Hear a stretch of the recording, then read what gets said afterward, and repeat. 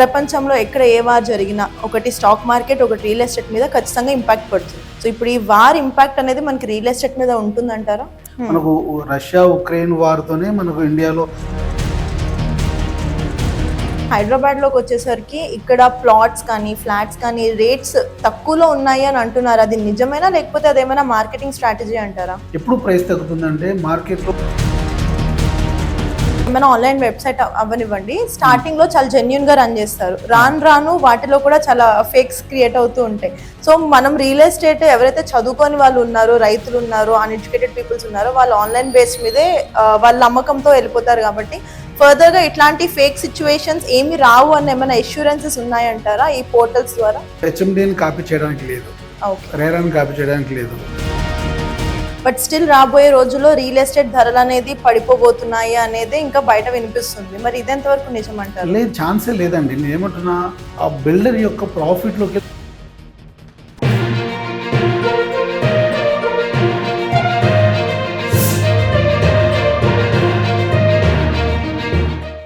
Hi, hello viewers, welcome to Social Post TV. నేను మీ శ్వేత. So ప్రస్తుతం మనతో పాటు స్టూడియోలో ఉన్నారు రియల్ ఎస్టేట్ ఎక్స్పర్ట్ రాజేష్ గారు. Hello sir. హలో అండి, ఎలా ఉన్నారు sir? So recent trending topic ఎక్కడ చూసుకున్నా కానీ ఆపరేషన్ సింధూర్ అయితే నడుస్తుంది. సో మనకి ఏంటంటారంటే గవర్నమెంట్ సైడ్ ఇన్కమ్ లాగా రియల్ ఎస్టేట్ మీద ఆధారపడి ఉంటుంది అని ఒకటి అంటారు. అది ఎంతవరకు నిజం అనేది మీకే తెలియాలి. సో ప్రపంచంలో ఎక్కడ ఏ వార్ జరిగినా ఒకటి స్టాక్ మార్కెట్, ఒకటి రియల్ ఎస్టేట్ మీద ఖచ్చితంగా ఇంపాక్ట్ పడుతుంది. సో ఇప్పుడు ఈ వార్ ఇంపాక్ట్ అనేది మనకి రియల్ ఎస్టేట్ మీద ఉంటుందంటారా?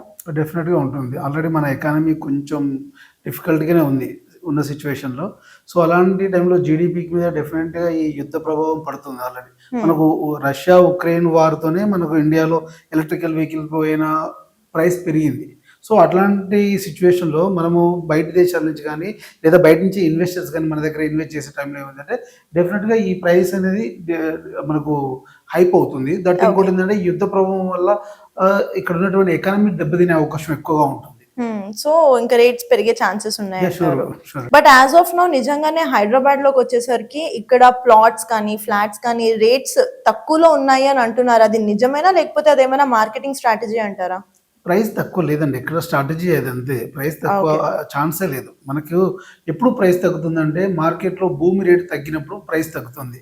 భూమి రేటు ఎక్కడ తగ్గలేదు మార్కెట్లో. ఇక్కడ భూమి రేటు పడిపోయింది అనే మాట మనం ఇంతవరకు ఎక్కడ వినలేదు. సో భూమి రేటు పడిపోయినప్పుడు కన్స్ట్రక్షన్ వాల్యూ తగ్గుతుంది.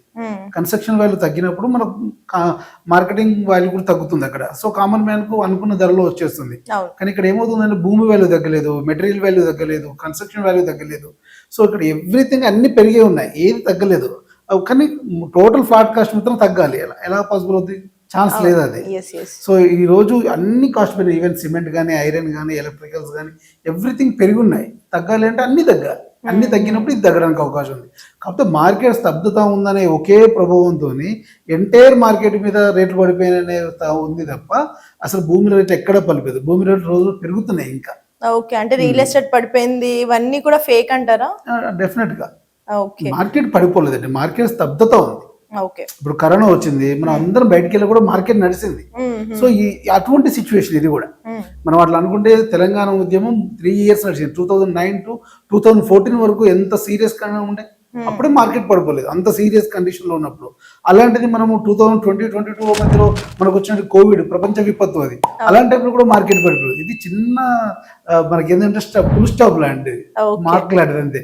తర్వాత మార్కెట్ ఆటోమేటిక్ గా మళ్ళీ ఫామ్ లోకి వస్తుంది, ఆటోమేటిక్ వస్తుంది. ఇవాళ ఒక హైదరాబాద్ మార్కెటే కాదు, ఇండియాలో ఉన్న అన్ని కంపారిటివ్లీ నోయిడా, పూణే, బెంగళూరు, చెన్నై, ఢిల్లీతో కంపేర్ చేస్తే మనం బెటర్ గా ఉన్నాం హైదరాబాద్ లో పర్ఫార్మెన్స్, రియల్ ఎస్టేట్ పర్ఫార్మెన్స్. అంటే ఇప్పుడు మీరు అన్నట్టు బెంగళూరు, చెన్నైతో కంపేర్ చేస్తే ఇక్కడ ఉన్న హైదరాబాద్ మార్కెట్ ఎలా ఉందంటారు? చాలా బాగుంది. వాళ్ళతో కంపేర్ చేస్తే చాలా బాగుంది. వాళ్ళు లాస్ట్ 5 years నుంచి టఫ్ సిచ్యువేషన్ లో ఉన్నారు బెంగళూరు.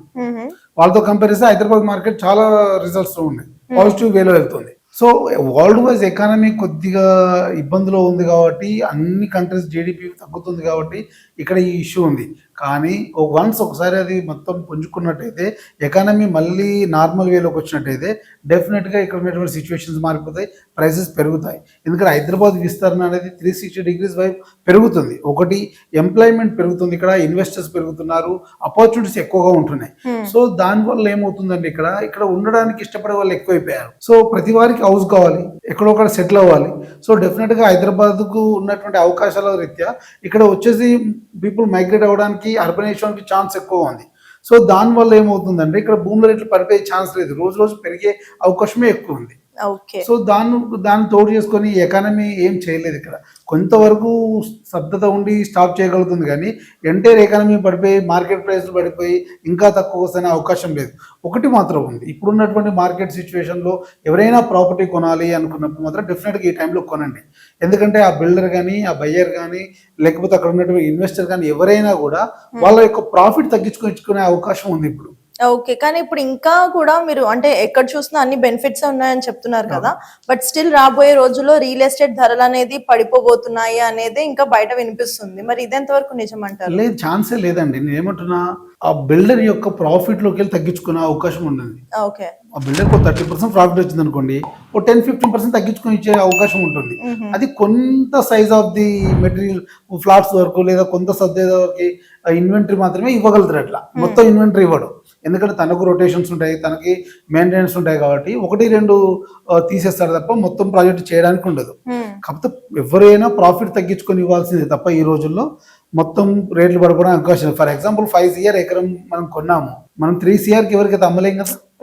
సో మనం ఇన్వెస్ట్ చేస్తున్నాము, దాని మీద కన్స్ట్రక్షన్ ఉంటుంది, దాని అప్రూవల్స్ ఉంటున్నాయి, దాన్ని డెవలప్మెంట్ చేసాం, ఇవన్నీ చేసిన తర్వాత దాన్ని మంచి ప్రాఫిట్ చేసి అమ్మాలి తప్ప లాస్కి అయితే అమ్మలేం కదా. సో ఇది ఈ పాయింట్ అర్థం కావట్లేదు. ఓకే, సో అంటే తగ్గేది ఉంది అని అంటే ఇక్కడ బిల్డర్ యొక్క మార్జిన్ లో తగ్గుతుంది కానీ రేట్ భూమి వాల్యూ అయితే కాదు. భూమి వాల్యూ తగ్గట్లేదు. ఇప్పుడు మీరు మార్కెట్ లో మీరు రీసెర్చ్ చేయండి, ఎక్కడైనా భూమి వాల్యూ తగ్గిందేమో? ఎక్కడ లేదు, విన్నది లేదు. ఫస్ట్ తగ్గింది అంటే ఒక అగ్రికల్చర్ ల్యాండ్స్ తగ్గింది మార్కెట్ తప్ప వేరే ఎక్కడ ఏ భూమికి రేట్ తగ్గలేదు. హైదరాబాద్ మార్కెట్ లో కానీ ఇంకా అర్బన్ మార్కెట్ లో చూడండి మీరు, డిస్ట్రిక్ట్ హెడ్ క్వార్టర్లలో కంపేర్ టు లాస్ట్ ఇయర్ తో కంపారిజన్ ఈ ఇయర్ కొద్దిగా మార్కెట్ ప్రైస్ డిఫరెంట్ గా ఉన్నాయి వాళ్ళ దగ్గర. Okay, so coming to HMD అండి, కొన్ని హెచ్ఎండిఏ అప్రూవ్డ్ ప్లాట్స్ ఇవి అని చెప్పుకునేవి ఏమైతే ప్రాజెక్ట్స్ ఉన్నాయో అవి నిజంగా హెచ్ఎండిఏ అప్రూవల్స్ ఉన్నవేనా? అంటే ఇప్పుడు వీటిలో కూడా చాలా ఫేక్ అప్రూవల్స్ వచ్చాయి అని అంటున్నారు కదా, సో ఇది జెన్యూనా ఫేక్ అనేది ఎలా తెలుసుకోవాలి? హెచ్ఎండి అప్పుడు హెచ్ఎండికి ఎప్పుడు కూడా టీఎల్పీ నెంబర్ ఇస్తారు, టెంపరరీ ఎల్పీ నెంబర్ అని ప్రొవైడ్ చేస్తారు వాళ్ళు. వాళ్ళ దగ్గర ఫస్ట్ డీసీ లెటర్ ఇస్తారు, తర్వాత టెంపరరీ ఎల్పీ నెంబర్ ఇస్తారు. టెంపరరీ ఎల్పీ నెంబర్ వచ్చిన తర్వాతనే వాళ్ళు పబ్లిక్ లోకి వస్తారు, మార్కెట్ లోకి. డెఫినెట్ గా ఆ టెంపరరీ ఎల్పీ నెంబర్ మన హెచ్ఎండిఏ పోర్టల్ కొడితే మనకు కనిపిస్తుంటుంది. విత్ మాస్టర్ ప్లాన్ లో వాళ్ళు ఏదైతే డ్రాఫ్ట్ లేఅవుట్ కూడా కనిపిస్తుంది మనకు.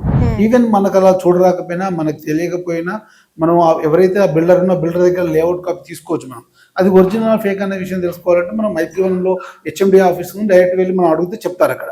సో ఎంత ఆన్లైన్ అయిపోయినా కానీ కొన్ని డాక్యుమెంట్స్ కానీ సర్టిఫికేట్స్ కానీ డూప్లికేట్స్ వచ్చేసాయి కదా, సో ఇప్పుడు వీటి నుంచి జాగ్రత్త పడాలంటే మీరు ఇచ్చే సజెషన్ ఏంటి? అంటే డెఫినెట్ గా మనం స్ట్రీమ్ లైన్ చేసే అవకాశం ఉంది వీటిలో, ఎందుకంటే ప్రతిదీ కూడా క్రాస్ చెక్ చేయొచ్చు. మనకు మన అన్ని పోర్టల్లో అవైలబుల్ ఉంది. ఫర్ ఎగ్జాంపుల్ మనము ఆ ప్రాపర్టీ వాళ్ళదా కాదా అని తెలుసుకోవాలనుకుంటున్నాం, ఈసీ ద్వారా చెక్ చేయొచ్చు. మనకు ధరణి పోర్టల్ ఉంది, ఇప్పుడు అది కన్వర్టెడ్ భూమాత అవుతుంది. సో మనం ప్రతిదీ చెక్ చేసుకోవచ్చు. వాళ్ళ దగ్గర ఉన్నటువంటి పానీస్ కానీ, పహానీస్ కానీ, లేకపోతే వాళ్ళ దగ్గర ఉన్నటువంటి అప్రూవ్స్ కానీ ఏదైనా కూడా మనం క్రాస్ చెక్ చేయొచ్చు.